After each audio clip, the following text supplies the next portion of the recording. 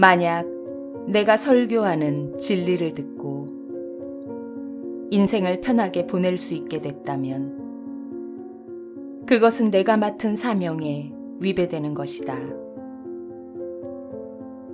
우리들은 인생의 괴로움이나 고통을 피해가는 방법을 가르치고 있는 것이 아니다. 거기에 과감하게 맞서 그것을 극복하고 그리고 더욱더 강한 인간이 되도록 하는 것이 우리들의 참 목적인 것이다. 영적인 보배는 어떠한 지상의 보배보다 우수하다. 그것은 한번 몸에 붙으면 절대 잃어버리는 일이 없다. 고난 속에서도 무엇인가 배우도록 노력할 일이다. 견딜 수 없을 만큼의 고난이 지워지는 일은 결코 없다. 해결할 수 없을 정도의 난제에 직면하는 일은 절대 없다. 어떤 짐을 지고 곤란과 맞부딪히는 일은 여행하는 혼의 당연한 모습인 것이다. 물론 그것은 편안한 일이 아니다. 그러나 혼의 보배는 그리 쉽게 손에 쥐어지는 것이 아니다. 만약 편안하게 손에 들어오는 것이라면 굳이 고생할 필요가 없을 것이다. 고통을 당하고 있을 때는 좀처럼 납득이 가지 않겠지만 필사적인 노력과 고통이야말로 혼에게는 가장 좋은 약이다. 우리들이 아무리 당신들을 생각하고 있어도 당신들이 무거운 짐을 지고 고생하는 모습을 속수무책으로 방관하는 수밖에 없는 경우가 자주 있다. 거기에서 어떤 교훈을 배우고 얻어서 영적으로 성장해 주었으면 하고 기원하면서 말이다. 지식에는 반드시 책임이 따르는 법이다. 그 책임을 져주었으면 한다. 일단 영은 시야가 뚫리면 슬픔은 슬픔으로써 냉정히 받아들일 뿐 절대로 그것을 원망하는 일은 없다. 부드러운 태양이 쪼이는 화창한 날에는 인생의 교훈은 몸에 숨어들지 않는다. 혼이 눈을 떠 그때까지 깨닫지 못했던 자신의 가능성을 발견하는 때는 어두운 구름이 덮인 어두운 날이거나 태풍이 몰아치는 험한 날이다. 지상의 인생은 결국 하나의 긴 투쟁이고 시련이다. 혼에 숨겨져 있는 가능성을 찾아내는 전쟁터에 몸을 두고 있다고 표현해도 좋을 것이다. 혼에는 모든 종류의 장점과 약점이 숨겨져 있다. 즉 동물적 진화의 잔재인 저질적 욕망이나 감정도 있으며 당신의 개성이 존재하는 원천인 신적 속성도 숨겨져 있는 것이다. 그 어느 쪽이 승리하느냐 하는 싸움이 인생이다. 지상에 태어나는 것은 그 시련을 몸에 맡기기 위해서이다. 인간은 완전한 신의 분령을 받고 태어나긴 했으나 그것은 혼의 깊숙한 곳에 잠재하고 있을 뿐 그것을 끌어내어 연마하기 위해서는 반드시 엄한 시련이 필요한 것이다. 운명의 십자로에서 마주칠 때마다 우냐 좌냐의 선택을 재촉받는다. 즉 고난과 과감하게 맞서느냐 그렇지 않으면 회피하느냐의 선택을 재촉받는 것인데 그 판단은 당신의 자유의사에 맡겨져 있다. 자유라고는 해도 완전한 자유는 아니다. 그 시점에 있어 주어진 환경에 의한 제약이 있고 여기에 반응하는 개성과 기질의 차이에 의해서도 달라질 것이다. 지상생활이라는 순례의 여행에서 내재하는 신성을 개발하기 위한 기회는 이미 준비되어 있는 것이다. 그 기회를 앞에 두고 적극적인 태도를 취하느냐, 소극적 태도를 취하느냐, 멸사의 자세로 나가느냐, 이기주의로 달리느냐는 당신 자신의 판단에 의해 정해진다. 지상생활은 그 선택의 연속이라고 해도 좋을 것이다. 선택과 그 결과, 즉 작용과 반작용이 인생을 수놓아가는 것이고 동시에 또 수명이 다하여 연계해 왔을 때 거기에서 기다리고 있는 새 생활, 새 일에 대한 준비가 충분히 되어 있는가 아닌가, 능력에 적당한가 부적당한가, 영적으로는 성숙하고 있는가 아닌가도 그것에 의해 결정된다. 단순한 것 같으면서도 실로 복잡하다.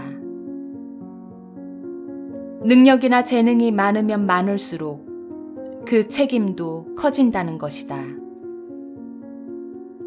지상에 재생할 때 각자는 지상에서 사용할 재능에 대해 이미 인식하고 있다. 재능이 있으면서 그것을 사용하지 않는 자는 재능이 없는 사람보다 큰 책임을 지게 된다. 당연한 일일 것이다. 슬픔은 혼에게 깨우침을 주는 수많은 체험 중에서도 특히 깊은 의미를 갖는 것이다. 슬픔이 혼의 깊은 곳에 닿을 때 가장 잘 진동함으로써 혼의 눈을 뜨게 한다. 혼은 육체의 깊은 곳에 묻혀 있기 때문에 그것을 눈뜨게 하기 위해서는 그만큼 강렬한 체험을 필요로 한다. 슬픔, 원한, 병고, 불행 등은 지상의 인간에게 있어서 교훈을 배우기 위한 중요한 수단인 것이다.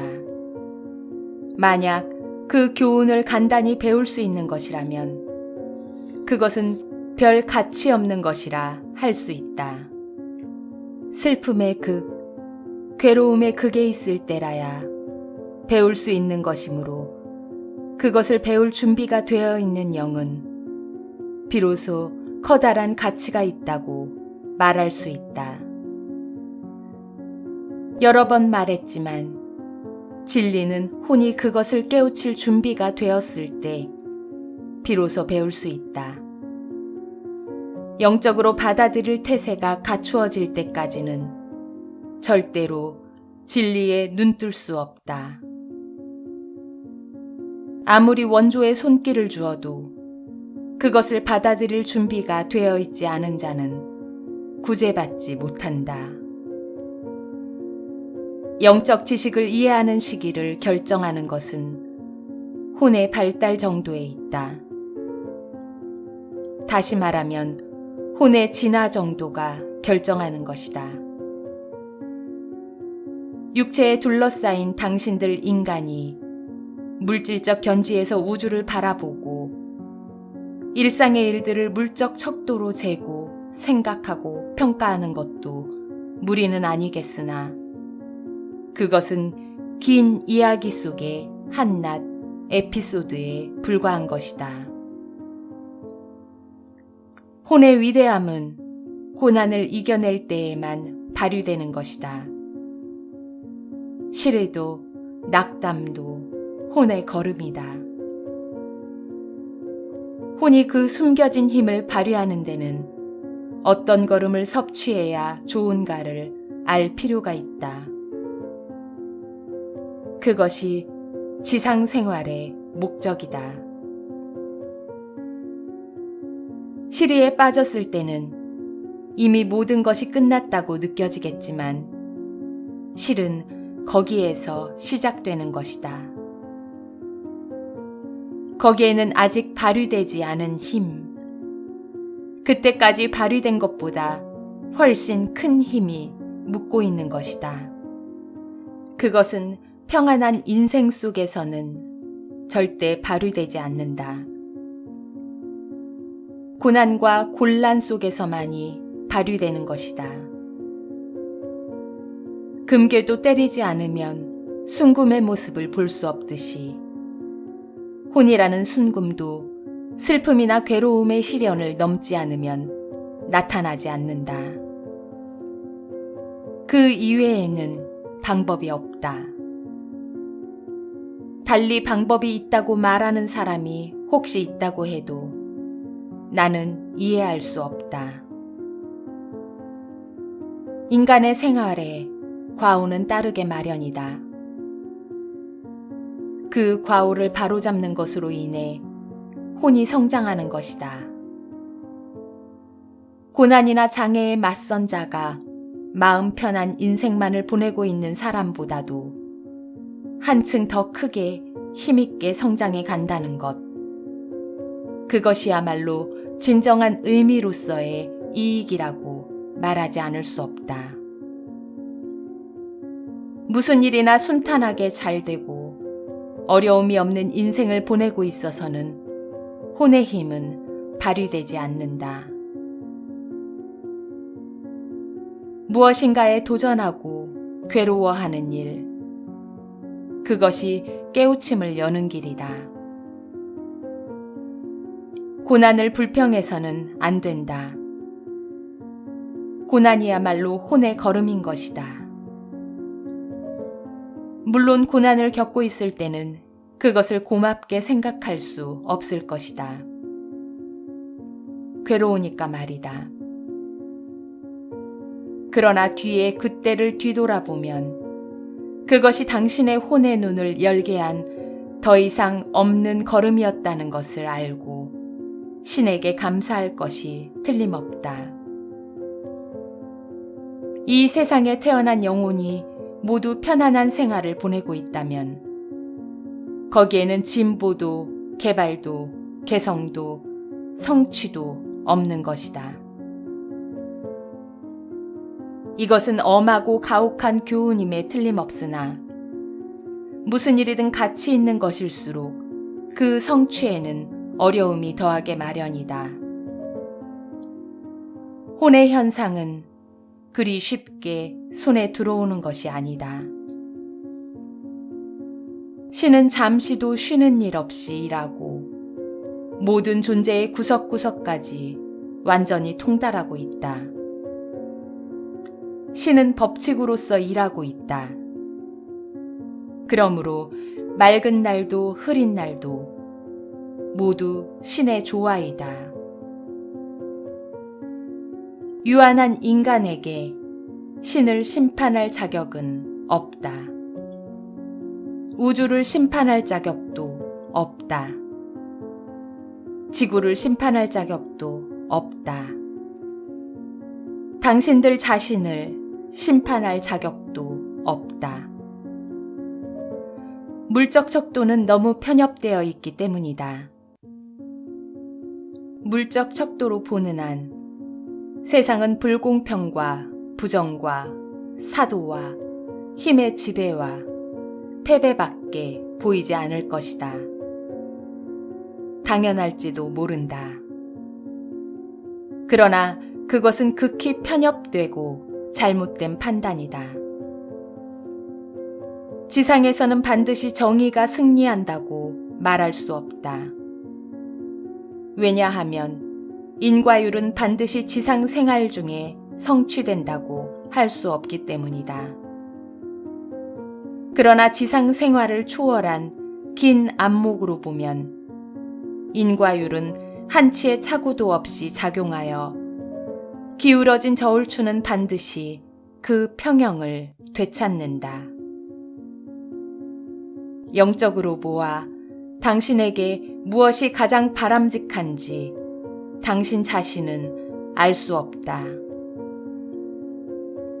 어쩌면 당신에게는 가장 싫은 일이 혹은 당신의 기도에 대한 최고의 회답일 수도 있을 것이다.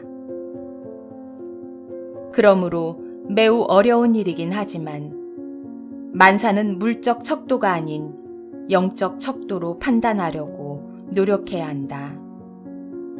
왜냐하면 당신이 비극이라고 생각하는 일이 우리들이 볼 때 행복일 수가 있고 당신들이 행복하다고 생각하는 일이 우리들이 볼 때는 불행일 수가 있기 때문이다. 기도는 그 나름대로의 회답이 주어진다. 그러나 그것은 반드시 당신이 바라고 있는 대로의 형태가 아니다. 그때 당신의 영적 성장에 가장 바람직한 형태로 주어진다.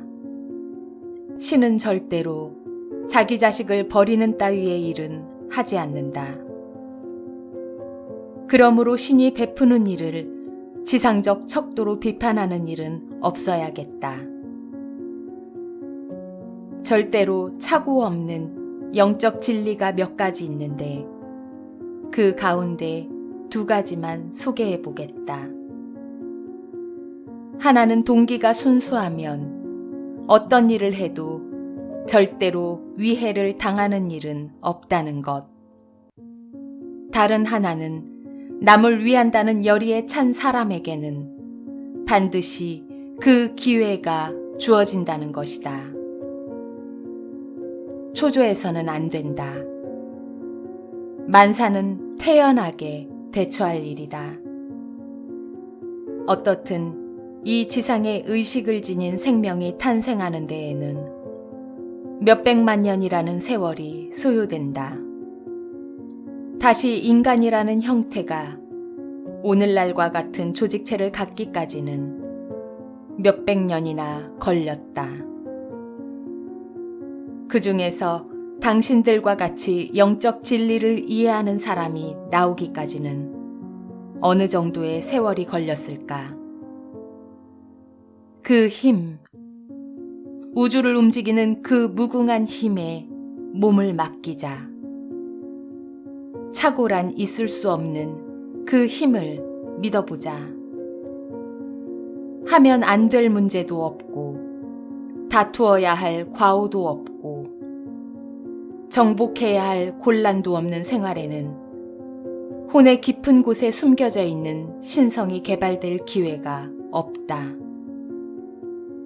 슬픔도 괴로움도 신성의 개발을 위해 있는 것이다. 당신에게는 이미 인연이 없는 이야기니까 그렇게 간단히 말할 수 있는 것이다. 이렇게 말하는 분도 있을 것이다. 그러나 나는 실제로 그것을 체험했다. 당신들보다 훨씬 긴 세월을 체험했다. 몇백 년, 아니 몇천 년이란 세월을 살아온 것이다. 그 긴 여로를 뒤돌아볼 때 나는 다만 우주를 지배하는 신의 훌륭한 섭리에 감탄할 뿐이다. 우연이라는 것은 없다. 우발 사고라는 것도 없다. 모든 것이 불변절대의 법칙에 의해 통제되고 있는 것이다. 영적인 의식이 싹 터 진정한 자아로 눈뜰 때 모든 것은 일목요연하게 알 수 있게 된다. 나는 우주를 창조한 힘의 중심으로 신뢰를 두고 있다. 당신들은 대체 무엇을 두려워하는가? 왜 신의 힘을 믿으려 하지 않는가? 우주를 지배하는 전능하신 신에게 왜 온몸을 맡기지 않는가? 모든 공포심, 모든 걱정을 버리고 신의 가슴에 뛰어들어라. 신의 마음을 내 마음으로 여기라. 마음을 평안히 가져라. 그리고 자신을 가지고 살아라.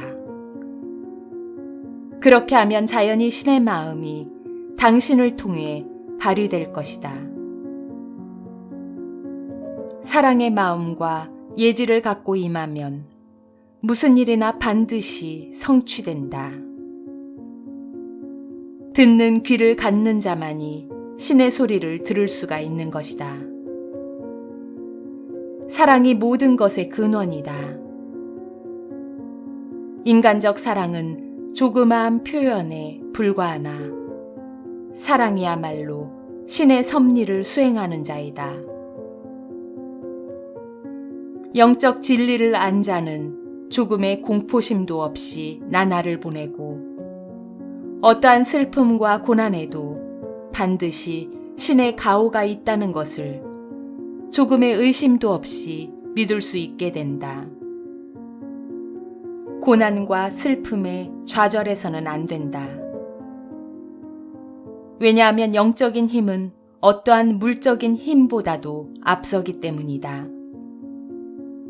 공포심이야말로 인류 최대의 적이다. 공포심은 사람의 마음을 좀먹는다. 공포심은 이성을 약화시키고 고갈시키고 마비시킨다. 모든 고난을 극복할 수 있는 힘을 약화시키고 접근을 막는다. 마음을 흩어지게 하고 조화를 파괴하고 증오와 의심을 불러일으킨다. 공포심을 없애도록 노력해야 할 일이다.